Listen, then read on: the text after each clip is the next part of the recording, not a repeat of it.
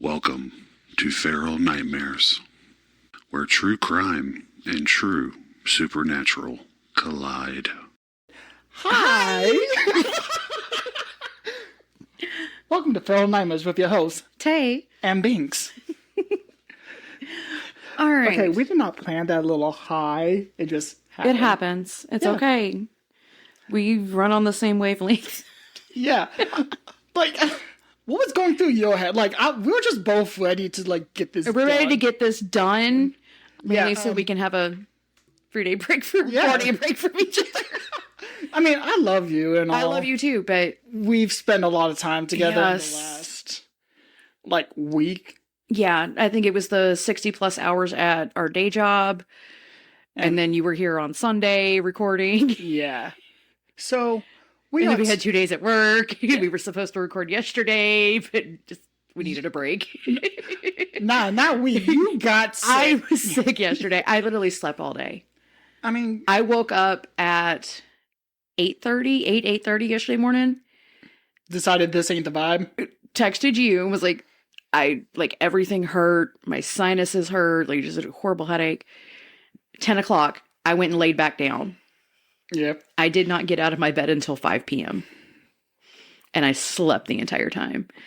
So when I got back from my doctor's appointment yesterday, like, I ate, and then I I got the text and I just, like, passed out afterwards. I was like, so, we were both like, nap.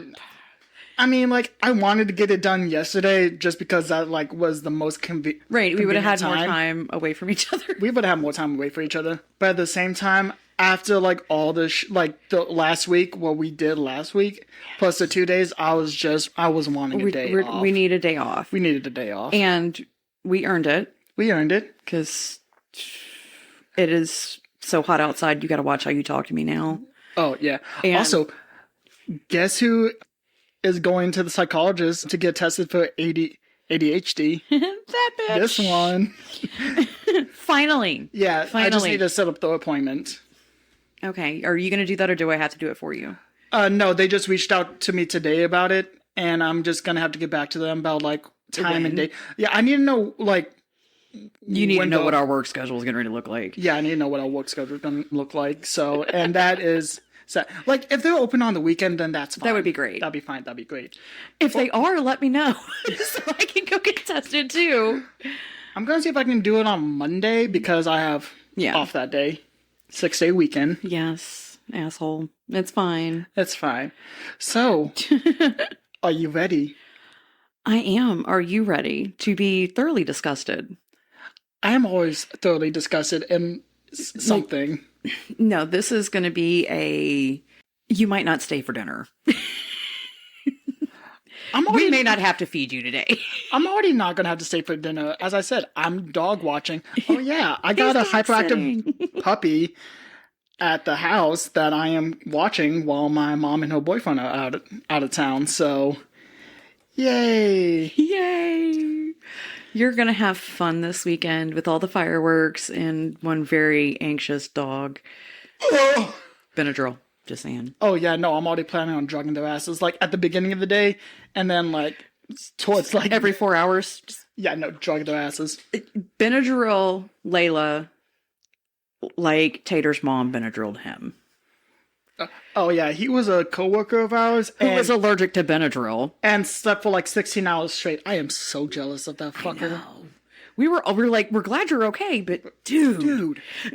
Okay, I like how he said, let's lock in and then not. Yeah. Okay, so, ready, right. set. And let's go. All right, so I am going to take you to the faraway land that my youngest is obsessed with right now. We are going to Kobe, Japan. You paying? Japan. I said you paying. No. We're going to go there in our minds, so close your eyes. Visualize. Okay. All right. Yep. You can see it. You're in Japan now. I'm in Japan now. Like, right. Okay, what part of Japan? I was I talking about, like... Kobe. I don't... They got good beef. That's all I know. This is really kind of ruining that for me. But... Okay, but, like, are we, like, more, like, city or more out in the country? I feel like it's city. Okay. All right. So, I got it. April 26th, 1949, Kobe, Japan. Mm-hmm. A very premature baby is born. His name is Issei Sagawa. Okay. And he would grow up to be known as the Kobe Cannibal. Love that for him. Yeah, this one gets a little rough. So, basically, he's born to some wealthy-ass parents. All right. Like, the kind of wealthy-ass parents... Late 40s in Japan, wealthy parents. Oof. So, like, they came through World War II and still had money? Yeah. So, but he was so small when he was born that's reported that his father held him in the palm of his hand and he fit almost perfectly. The only thing that went through my head is Kobe. Right. Do you know how many times I had to rein myself in on that? Writing these notes. And I'm just here like, fuck them kids. Right. But, and he's healthy enough. He does have, some issues, especially because he was born extremely premature. Yeah. And in the 1940s, he's lucky he survived. But he also had was very much an introvert. Mm-hmm. He's got his health issues. He was kind of sickly. He would get random illnesses. But that did lead to something like his great love, which was literature. Oh. Something we have in common, right? Because you can go anywhere. You can do anything in a book. I just want to say... and LeVar Burton taught me, to take a look. It's in a book, Reading Rainbow. Okay? Oh my God. Look, all right, I was raised on PBS and Guiding Light, okay? Okay, and I was raised on... Not that. Not that. Yeah, you had a terrible childhood. I had Mr. Rogers.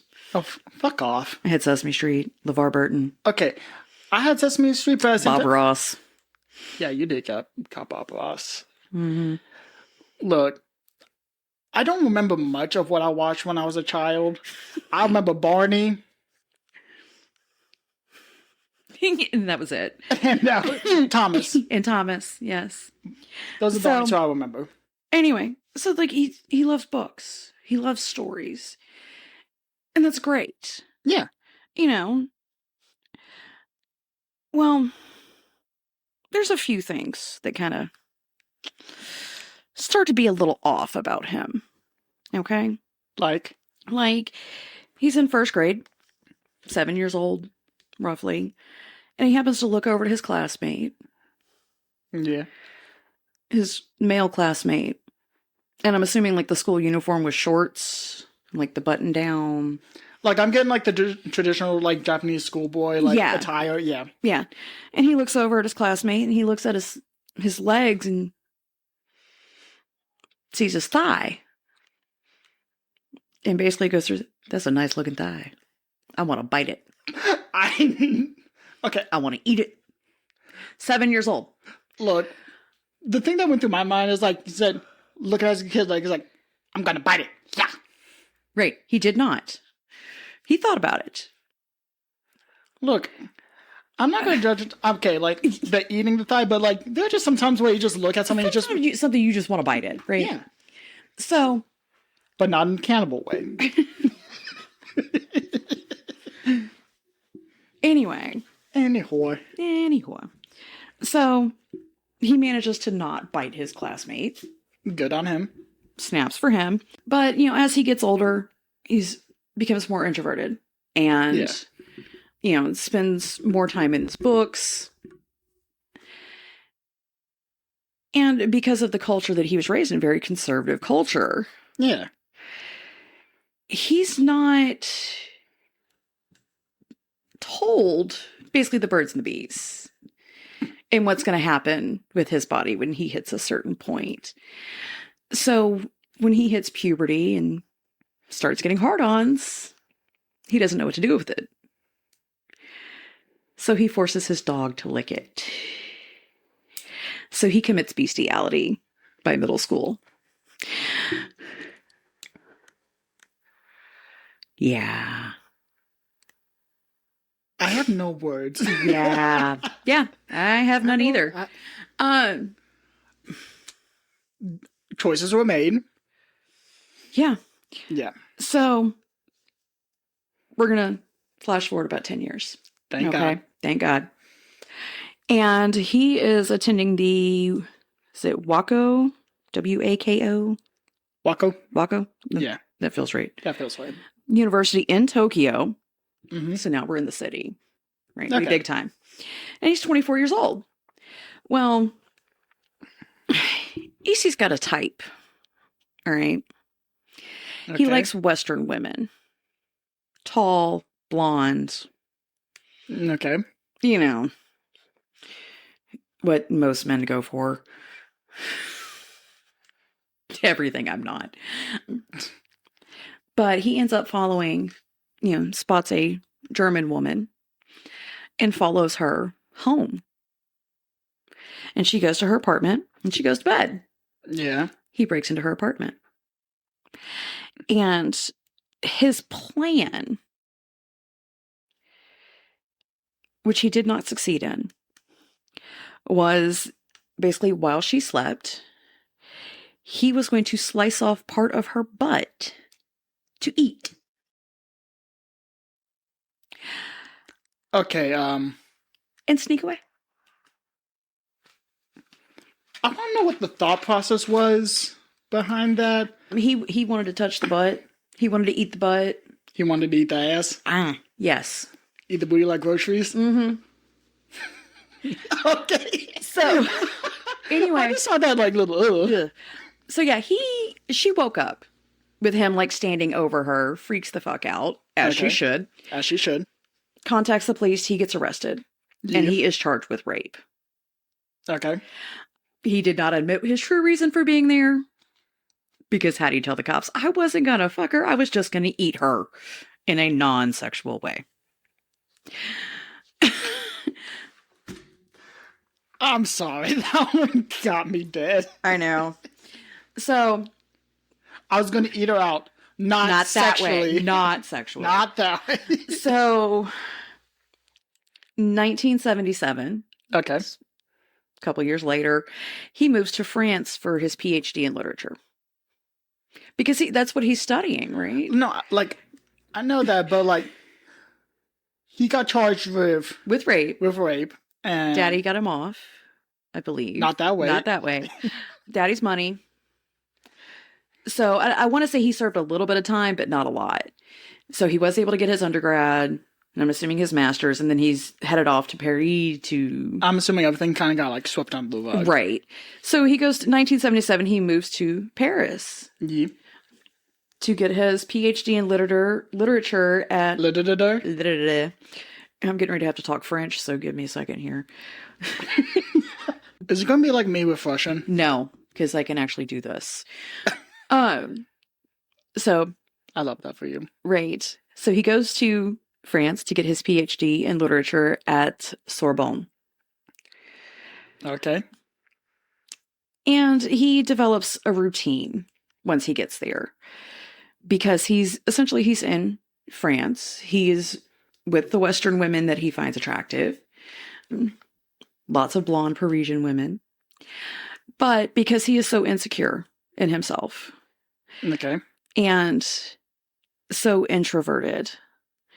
Instead of trying to make friends and get a girlfriend, every night he picks up a different sex worker, brings her back to his apartment, does the deed, and while they're like cleaning up afterwards, before they leave, he pulls out his gun and points it at the back of their head. And the quote I have from him, because I love a good quote. Who doesn't love a good quote? Is, almost every night I would bring a prostitute home and then try to shoot them, but for some reason my fingers froze up and I couldn't pull the trigger. These women left unscathed. Okay, but like, did they know that he pulled a gun? Oh, so like he was literally standing behind them where they couldn't see him and would point the gun at the back of their head. Yeah. And it helped that he was only 4'9". My 10-year-old is taller. So Okay, we do not love this short king. we do not love the short king. But basically, he considered himself to be very ugly and very short. And, no Lord- confidence whatsoever. Okay, Lord Farquaad. Right. So, but he's 32 years old. He's working on his PhD. He does actually manage to make friends in his classes, in his program. Okay. One of those friends is a Dutch student by the name of, and now I have to speak Dutch, René Hartevelt. Okay.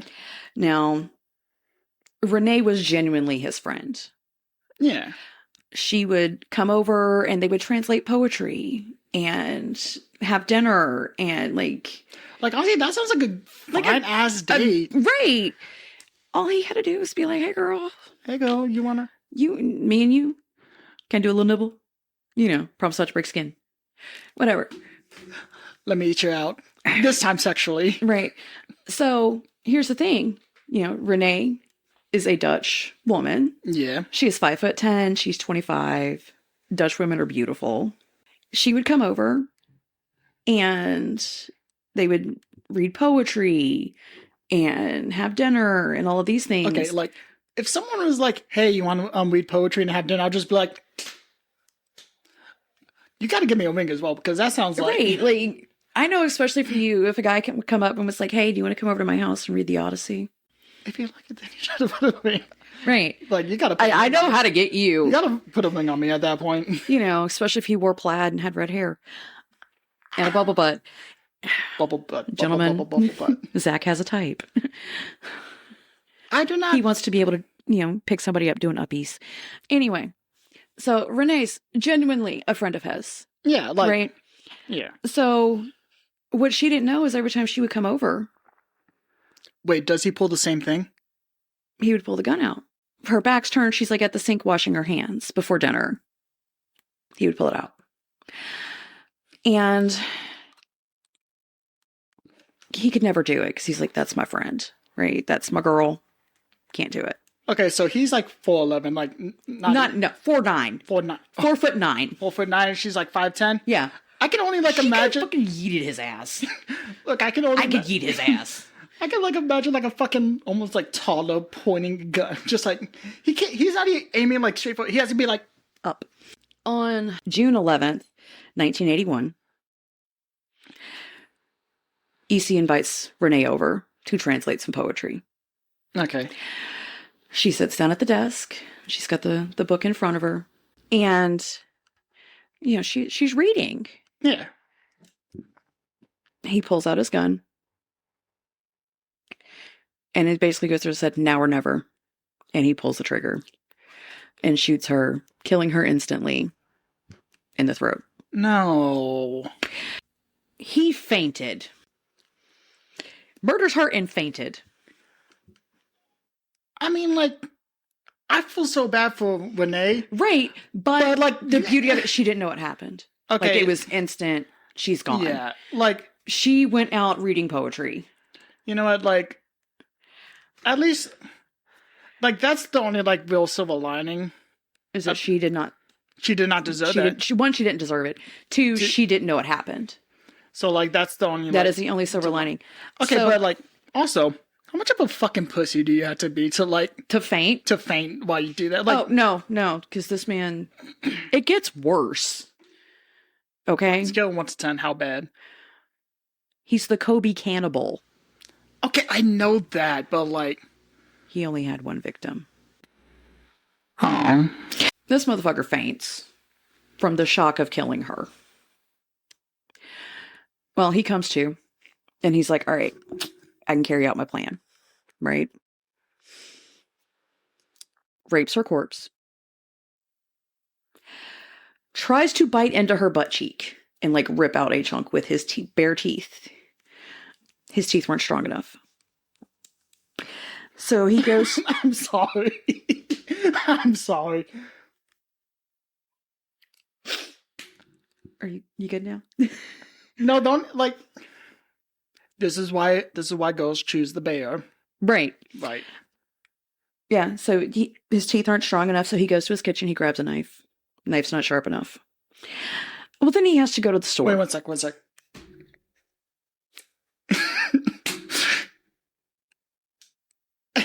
The fucking knife not being just like, damn. It's like a dull ass, restaurant steak knife. Okay, do you remember that SNL skit? Like, I'm guessing it might have been like a fucking butter knife for all of the preparedness this man had. I don't know. I'm sorry, but like, just like, Yeah. So I'm sorry, like, that is terrible. That is very terrible. I honestly, because I've researched this, like, I've had I'm going to hell. Oh. For all the jokes that went through my head while I was having to write this stuff down. But yeah, so his knives are not sharp enough. That's some grade A beef. I'm sorry.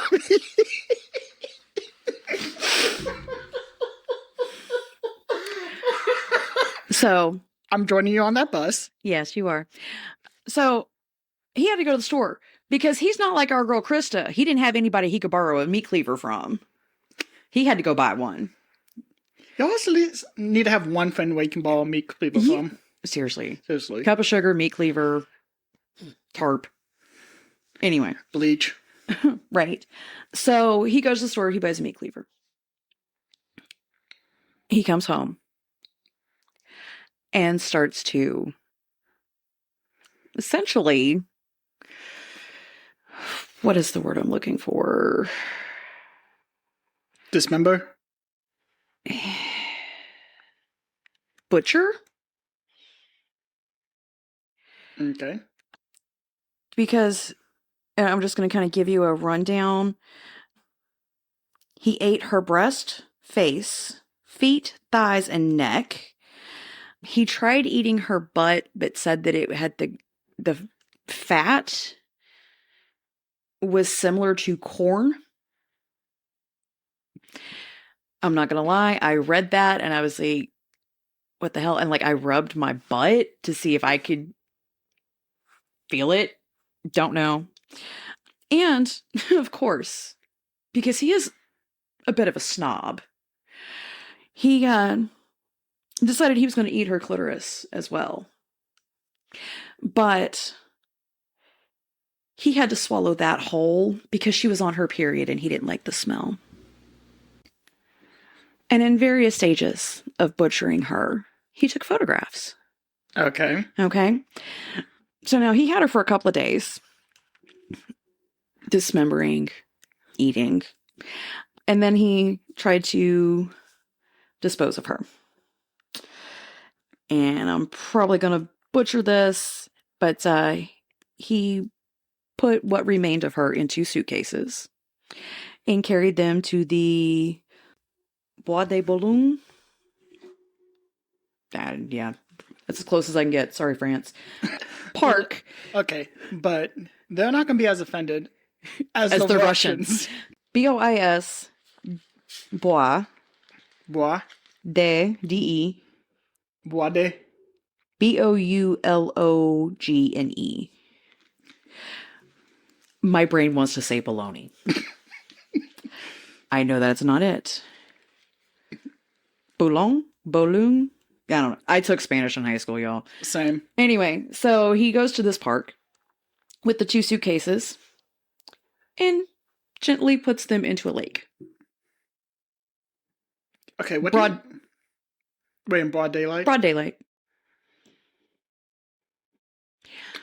Okay. There's people around. That's certainly a choice. That's a choice. And a random man is walking down the pathway and he sees these 2 suitcases very close to the shore. Like, and sees Sagawa walking away and is like, hey man, are those yours? Sagawa ignores him, keeps walking.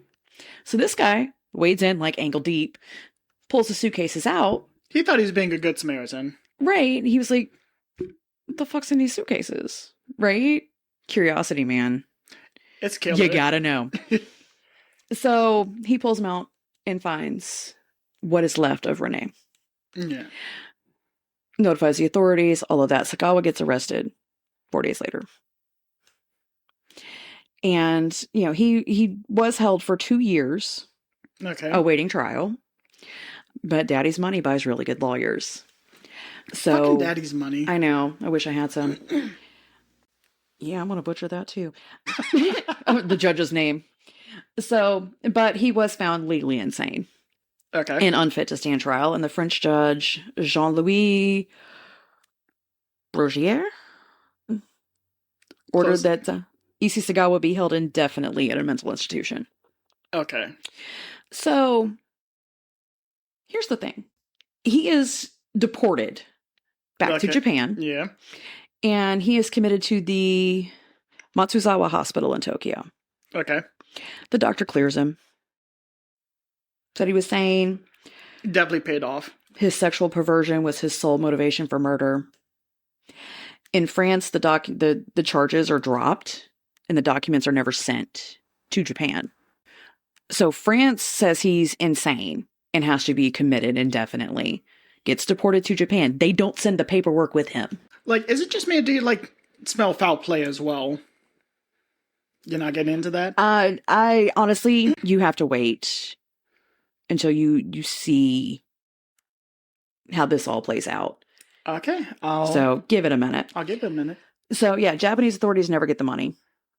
And on August 12th, 1986, Issei Sagawa checks himself out of the hospital as a free man.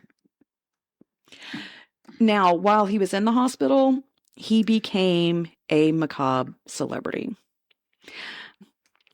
When Inuhiko Yamada publishes In the Fog, and it's Sagawa's accounts of the murder and the aftermath. So now he's got a book, right? And because of this celebrity status, that was part of what led to him being deported as well. Other than the fact he's not a French citizen. Yeah. So he's in Japan and basically writes books, becomes like a guest speaker. He even writes restaurant reviews. Here's another quote for him. Okay. Actually, no, I'm going to tell you something else. He was on basically a Japanese reality show where they would take like a man and a woman and they would have to like live together for 24 hours, 48 hours, something like that. Complete strangers. He's on this show with a woman. They end up fucking. And then he tells her. Oh, yeah. He's the Kobe Cannibal. Yeah. Japan made him a morbid rock star. He's writing books about the murder, including the pictures that he took of her. And he was a free man until his death. And was it 2022? So not that long ago. But here's the quote from him. It is, Sagawa said, being forced to make a living while being a known murderer and cannibal was a terrible punishment. But he basically became a fucking celebrity. So not only did he effectively get away with the murder, he was complaining about being known as a murderer and a cannibal. It's so hard to work, but you're getting book deals. You're getting like interviews. You're getting reality TV in the 80s or 90s, whenever it was. Like it's, and then like you're going out and talking about it. Yeah, something that makes like this was like your like one of your close friends, right? Like, and he did actually feel bad about it being her. That makes it all the better. Mm-hmm. Sarcasm, 100%. But yeah, he literally writes the books. He uses Renee's postmortem pictures, and he has descriptions of how she tasted. So, like, my guy, my dude, Issei, what the fuck? Japan should have done better. France should have done better. They failed. René Hartevelt did not deserve this by any means. No. And like I said earlier, the only thing I can say, and the only good out of it is she did not know what happened. Yeah.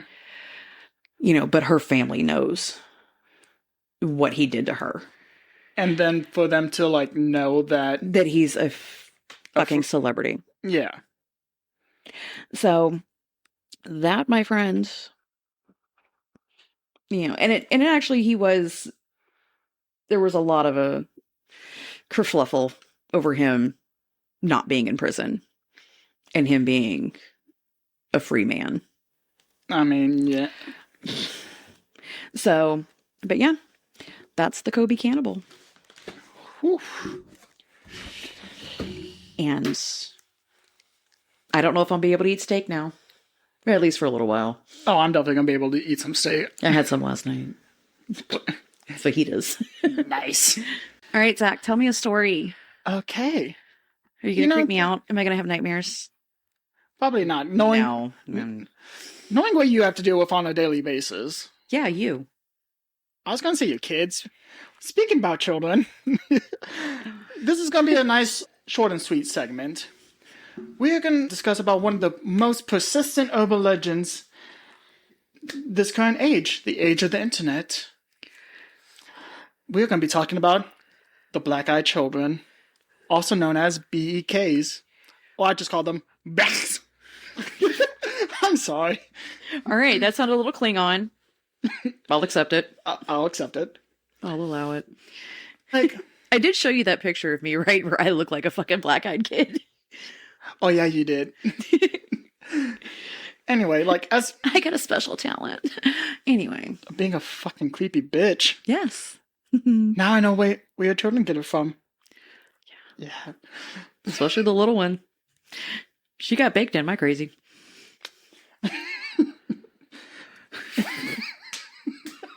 And was born premature and fit in her father's hand and stole my book of serial killers to learn about cannibals.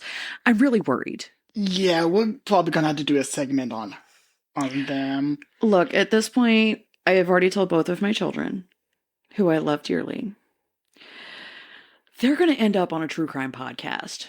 One's going to be the victim. The other one's probably going to be the perpetrator. And you know what? I am ready for my Dateline interview. There were signs. I can point to specific examples. I am doing everything I can to get them the mental health help they should need. You know, as any good mother. As any good mother, I will Baker Act one of them little shits if I have to. Anyway, Black-Eyed Children, go. Going from one psychotic child to a whole phenomenon, as far as I can tell, it doesn't really go back any further than 1996. Yeah, it was a good year. I don't really know. I wasn't even fucking born. I was 11. Oh, good for you. And that was when the first major encounter happened by a Brian Bethel. And look, this is somewhere in fucking Texas, and I'm still gonna get it wrong. So, Abilene, Abilene, Texas. Abilene, yeah. Yes. Okay. I suck at Names. 100%. But yeah. Anyway. What was that fucking look for? My brain, the intrusive thoughts made it to my face. Anyway. Look. Continue. Okay. Tell me a story. Now, this tale, as all tales of this kind really begin, in the night. In the dead of night. In a fucking, like, movie parking lot. I'm just gonna... It's always creepy shit in the parking lot. No, but Bethel was sitting out in the car under the streetlight, making out, like, checks to pay some bills. And he's adulting. He's adulting, but, like, come on, in an empty parking lot. Hey, in the middle of the night. Come on, like, that's begging for trouble. Honestly, I get it. I get it. He could have just got off work. He's like, hey, shit, I forgot to write those checks. I got to pay my bills. I got to get them dropped off. He's going to pass all those places on his way home, drop-off box. Yeah. You don't know the 90s. I don't know the 90s. Like, whenever I started working, like, it was all just, like, I can, like... You didn't have checks. I didn't have checks. Actually, I did have checks on my first job. No, I'm talking like you didn't have personal checks. Oh, yeah, no, I didn't. I did not. Have you never had to fill one of those out? No, but my grandma always had to, and I, like... I was wondering, why is Grandma doing that? I'm just like, oh, it's because she's old. Anyways, but yes, he was sitting in his car, making out some checks. He's adulting. When 2 kids come up and knock on his car window. Nope. The kids look to be like around 10 and 14, knocking on the window. Fuck are their parents at? Right. Asking for a ride to the mom's house so they can get money to go see a movie. If you want to know what a movie is, it was a Mortal Kombat movie, specifically. Finish him. Like, at first, like, they were polite, but by the way... Strange, but polite. They were strange, but polite. Like, they sounded older than, like, how a child... It was kind of like a CW show, like how... Yeah. Yeah, they're acting like kids out of a CW show. So, like, my little one that's always talked way older than her age sounds more mature than... Yeah, but I was also kind of thinking like the fucking Riverdale script. I don't know why that one went through my head. Yeah.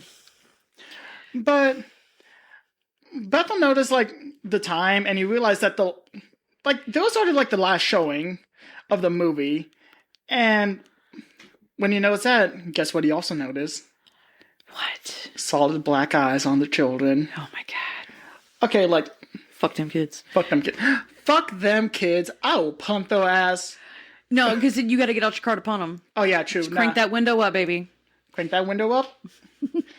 Drive over them. I'll drive over them. We can do that. You would hit them with your car. I'll hit them with my fucking car.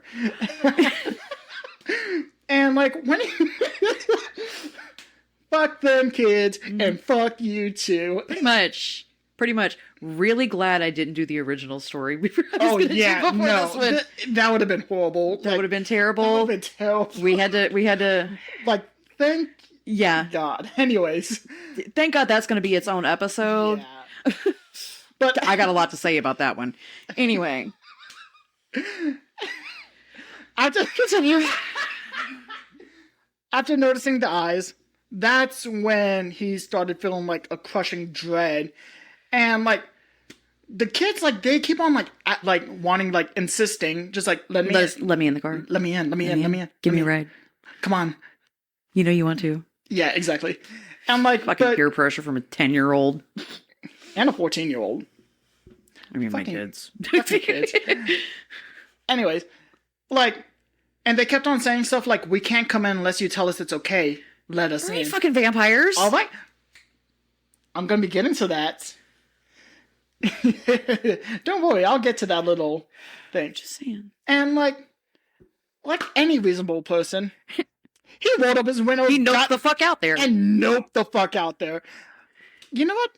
Smart decision. Right. And but by the time he looked back, the car lot was vacant again. So mysterious. Like sewer people. Sewer. No, that's what I do on the weekends. I know.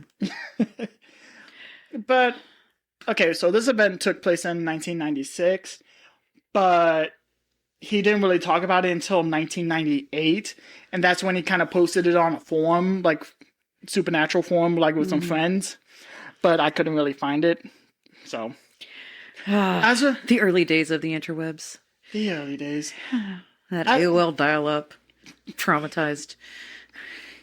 Mom, I'm on the computer! Damn it, I was downloading a song! And a virus. Yay, LimeWire! And as a result of that became actually the first recorded sighting of the BKs, which was start of the entire modern urban legend. Bethel did have, like, one other thing. Like, he later mentioned in a story that a trusted friend told him about something that happened in Portland. And, like, you know, it's, like, the same similar story. Like, okay, I'm not going to go in about a lot of stories, like, because they're all pretty much the same, almost the same. Yeah. Yeah, so, I don't know a lot about these little fuckers, but I know enough. Yeah, like, if you probably heard one story, you probably heard all of them. A good chunk of them. There's some variations, but we'll get into that later. Mm-hmm. Spoilers. So, it was a similar story encountered kids, like, standing near the car, and the tale repeats itself. There was being polite, asking for help. There was a crushing pressure Let me in. Let me in. Why are you whispering? Because you're whispering. Well, I'm being the creepy black-eyed kid right now. Okay. Let me in. I can't come in until you invite me. You know you want to invite me. Okay, like, go a little more high-pitched. Just let me in. Come on, guy. Just let me in. Okay, now sound a little more monotone. I can't do that. No. I've never been good at monotone. And I've never had a high-pitched voice, so... I could do a good monotone if I needed to. I learned to not do it when I worked at a call center. Damn it, call center. Anyways. Like, crushing pressure, the black eyes, and the need to nope the fuck out of there as fast as you can. Mm-hmm. Like, as I said, you heard one of these stories, you pretty much... You've heard them all. But now... But there's another story I'm about to begin into. But first, let's get into what they look like. And, like, over the next... insert picture of me from 2014. Like, over the next 30 years or so, like, hundreds of reports will be coming in and, like, appearing online. Like, as I said, the stories differ, but still have the common elements, such as kids aging, with age ranging from 16, palish skin, thin builds, monotone voice. And some say they, like, have slightly outdated clothing, but also, like I said, that they're just wearing hoodies. And, like, it just gives off, like, this really uncanny valley effect. Like, because they seem... Like, something I saw is, like, they seem to learn humanity through observation, which But they're kids, so they don't pay attention. Whatever these things are, they really did not do their... They didn't do all of their homework. They didn't do all their homework, yeah. And, of course, who can forget the solid black eyes? You know, what they're fucking named after. And another consistency is always asking for rides, to use a phone, to go home, and that stuff. But they always ask for permission, but they can't force their way in. But they do get persistent if you don't indulge them. You know. So a typical kid. So typical kid, yeah. Kind of like they work on vampire logic. Like you have to be invited. You have to be invited, or else they can't really do shit to you. And the last thing that all stories have in common, fucking English. Love that for me. Fucking words, how do they work? I don't know. Yeah, I know. No, the thing is, I was good in English. So was I. Yeah. But we don't get paid to talk. But we really don't. Yet. Hey. Hey, like and subscribe. Find us on YouTube, TikTok, X, Instagram, and Facebook. And go to our website, feralnightmares.com. Thank you. Love and support. And, okay, where was I? Oh, yeah. Last and certainly not least, the accompanying dread that follows the encounters. Like, honestly, it just seems like any type of interaction with a child with me. Like, yeah. I mean, yeah. Yeah. This is going to be chaotic. I understand. It already is chaotic. You're chaotic. I am. Okay, now here's an eerie story that I did find of... It happened during a Vermont blizzard. And it was a couple woke up during a snowstorm to find two children standing outside of their door. And the children weren't dressed for the weather. And they were like strangely calm and speaking in vague. Sorry, my English is not good right now. Almost. And like, it is his first language. I have no respect for our own language. I know this, but I need you to work on it. Okay. Like, they sound almost like rehearsed. Like, you know. So nothing like us. So nothing like us, yeah. No, we go on this raw dog. We do. Against the couple's better judgment, they let them inside. Well, you know, like if I saw a child like outside in a blizzard, yeah, in a hoodie, my first instinct was just like, come in, get out of the cold. Like, I'm gonna ask questions first. That's just me. Yeah, no, but like this does get into something that I'm going to be talking about later. And, like, as I said, they do what any good Samaritan would do. Let the kid inside, put blankets around them, try to make sure that they're warm.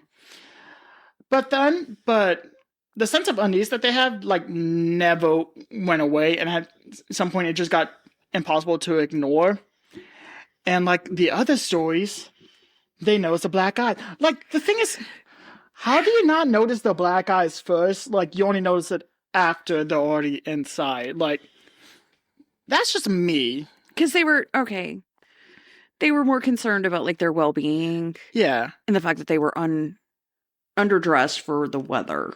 Yeah. And then once you get them inside and you get a good look at them, making sure they're not, like, blue and, you know, frozen. Oh, shit, wow. Okay. Beautiful eyes. Don't play my soul. You know. And, like, eventually the kids do get up and leave the house, like, with no explanation. And going back into the storm. Some versions of the story add, like, more to the aftermath, including, like, illnesses, nosebleeds, missing animals, and a sense of something, like, is following them inside. Yeah. I even saw one saying that, like, the cats died. Which one? Demons. Okay. And, like, as I said, I'm not going to be getting into a lot of stories because, as I said, you hear one of them, you pretty much almost hear all of them at this point. So, now let's get into some of the theories behind them. Oh, yeah, they're demon vampires, dude. Oh, yeah. Or aliens. Or demon vampire aliens. You also forgot the Fae. I'm a Fae. Just because that's part of your name doesn't mean that you are one. My ears are kind of pointy. My eyes are damn near black. I mean, you are a whimsical bitch, but I am. But like, and I'm a mean little shit. So Yeah. when I want to be. But like, you do see like all the commonalities with older folklores. Mm-hmm. Who stepped in the circle? I did. Good job, Zach. I know. But like, yeah, we literally just kind of hit on all of the things that they could be. Like with the vampires, they need permission to enter. And like Demons, same. Yeah, and like being compared to like fae and like changelings, like with the way like because you know how like in stories how the fae act, they are strange, polite, speech patterns, like but off like, and they attempt to lure people into potential dangerous situations, and also like vampires, demons, aliens. Yeah, and then they've also been. They hit the big four. They really do. And also, like, they seem to be, like, some sort of, like, phobophage or, like, psychic predator that feeds on fear. Yes. And, like, we know, we also said demon, or, like, some sort of, like, evil spirits. And, like, they've also been theories that the souls of dead children and are linked to local ghost stories surrounding particularly tragic and violent deaths of children, which gets me into another story that's actually a little more outside of the norm. A little bit. Still has a commonalities. That was good timing. That really was. Like, I hope to God it got caught. Huh? I hope that got caught. I hope it did too. If it didn't, it's thundering. Okay, so there was a story that involves ghost stories and connections to BEKs.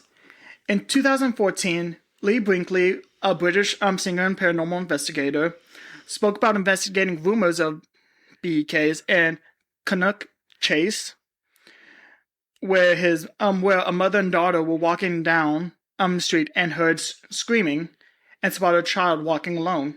And you know, at that point, like, maternal instincts kick in and the mother went chasing after the child, but yeah. Fuck that kid. Fucking white people. Like, I just okay, one, I'm a seasoned cracker. Two, I'm a Triscuit bitch. I'm bougie. I'm artisanal. Anyway. Artesian. Yeah. I'm an artisanal cracker. So, I get to say it. You don't. I'm white. because, I glow in the dark. I glow in the daylight, shit. You're a fucking disco ball when needed. Right. So, no, in that situation, you're walking with your child. You hear some screams, and you see a child walking by themselves. You pull out your phone and go, hello, 911. Yeah. I'm going to drop a pen. You send somebody out here. Yeah. You don't go chasing after another child. You really don't. And, that's also putting your own child in danger as well. I'm sorry. That's, no. No. But she couldn't catch up to the child. So when she turns around, the child's standing there, covering her eyes. And, it seems to be a girl, around the age of 10, but when she moves it, black eyes. And, the mom, and obviously, the mother grabbed her child and, stepped the fuck back. Right. Trying to protect her child, which, bitch, if you had not ran chasing this child, you would not be in this situation. I'm sorry. Sorry, but that was needlessly putting your own child in danger. I'm just gonna... They're gonna... Where's my crayons? Okay, I got the pencils right here. I got the crayons right here. Okay. But by the time that Don't ever bring rose art into my house. That's shit. But by the time that the woman turned back around, the child was gone. Mm-hmm. Nope. And Brinkley, he wrote a book about supernatural stuff in London, and he claimed that the same girl was actually a ghost, and that his aunt encountered the same creature 30 years prior in 1982. Within, the same area. He said that his aunt heard a child crying in the middle of the night and went out looking for the child. Which, again, just Obviously, these are not people who grew up in Appalachia. Oh, yeah. You thought you heard someone at night? No, you didn't. No, you didn't. No, you didn't. Nah, Look, okay. I'm coloring to calm myself down at the moment. No, I literally put in, first off, no. You didn't. Second off, fuck them kids. See, we know. We know. When his aunt reached the child seemed to be around 6-ish. The child looked up at her with solid black eyes before vanishing back into the woods. Yep. Nope. The sighting of this BEK seemed to be connected to a real-life tragedy surrounding one of the largest police investigations in British history for the murder of 3 local schoolgirls within the Canuck Chase area in the 60s. And all this seems to influence Brinkley's decision to classify this as a ghost rather than a BEK. Okay, hang on. Canuck Chase? Yeah, it might be a story for some time. I am so glad I can give you content. Hey. And, Okay. and, this all seems to be, a perfect example of, what a modern folklore is. Because this phenomenon began with a specific story, and then over time, people unconsciously copied its structure. And it spread through the internet via email chains, forums, paranormal websites, creepypastas, YouTubes, and of course, podcasts. Yay! Hey, how you doing? Hi there, Feral Nightmares. Like and subscribe. There was even a comic book series called BEK. Of course there was. There was. That further expands on the myth and said that in the comic book, it says that the origin of the BEKs starts when children murder the family members, and then they become BEKs. Does that involve waking up with your 3-year-old arranging candles around a crystal ball? No. Okay, I'm good. I just think that your child was trying to summon something into the house before they realized that this is how you get demons. Oh no, I taught my children from a very early age on demons. And, all... Y'all, seriously, we joke, but this is all real stuff that has happened with my youngest child. Oh, yeah. Like I said, one's going to be a murderer. One's going to get murdered. One's going to be a murderer and one's going to be murdered. Yeah.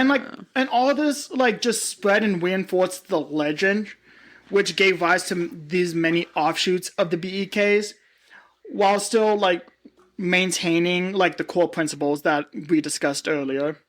And there are other elements that are added in, such as doorways, protective prayers, sudden disappearances, and even flashes of light.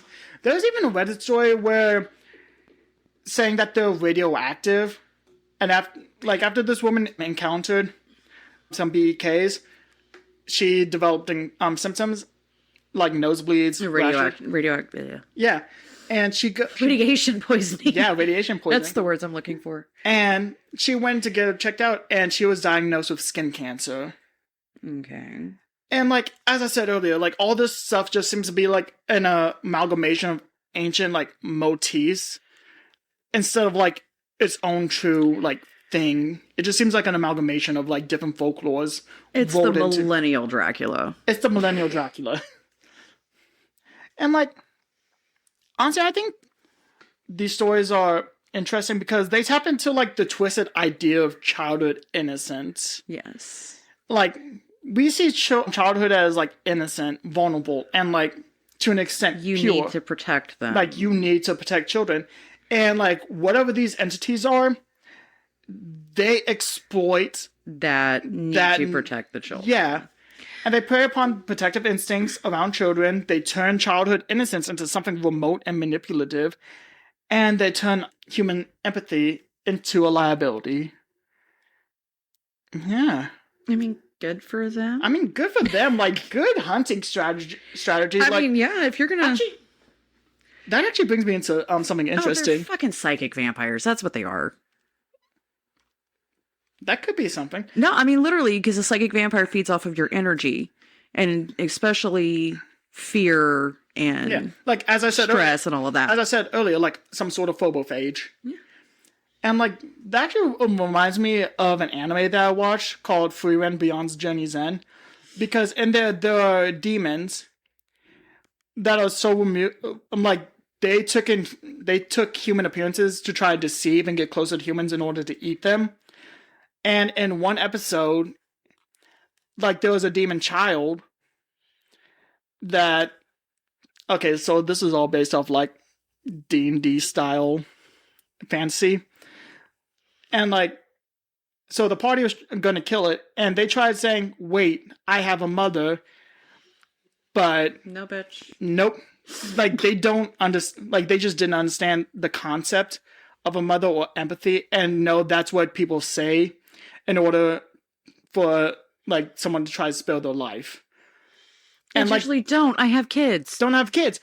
Or... They get a little... They messed it up a little bit. Yeah, and like...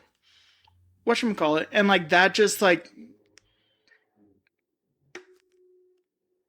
There's like a mixture of like thunder and like someone racing down the street. But yeah, like that's also what comes into my mind when I'm like thinking about this. I'm like twisting that like need to protect into something horrific and dangerous. Like honestly,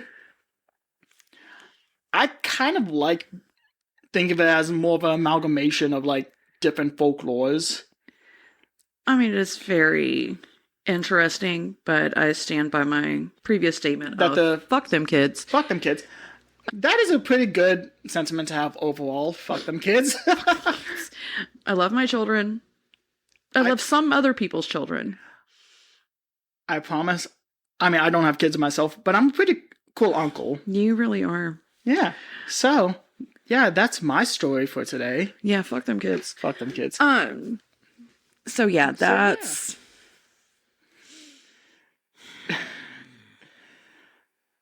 Don't, seriously, if you don't go chasing down a child. Don't go chasing children. That's not yours. You call the police. No, you did not hear anything screaming at night. No, they did not call your name. No, that is not your child in the middle of the woods. No, it's never a mannequin. So yeah, that's been our stories for today. All right. So we've already said it once, twice, maybe. I don't think we did the full thing, but you can find us on YouTube, TikTok, Instagram, X and Facebook at Feral Nightmares Podcast. And you can find us on our website at feralnightmare.com. And you can email us at Gmail or at feralnightmaresgmail.com. Yes. So if you have any story suggestions, you just want to tell us what we're doing good. If you want to tell us we fucking suck, do it. It's not going to affect how I feel about myself. Same. And So- just so giving us that content. That Right. like so giving us those views. So Right. So yeah. that's it for now. Yeah. I mean, until like 10 minutes later. And 10 minutes later when we record the next one. Yeah. That one's going to be funky. That one's going to be a little funky. All right. But yeah. So, Yay. Sweet dreams. and Phil Nightmares, and fuck them kids. Fuck them kids.